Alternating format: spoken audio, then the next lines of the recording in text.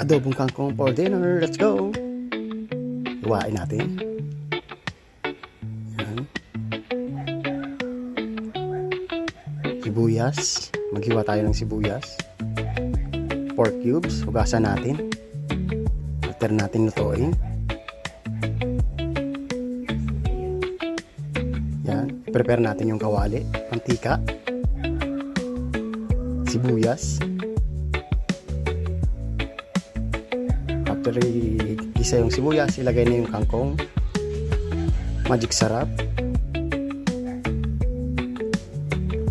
Pork cubes. Kaunting toyo.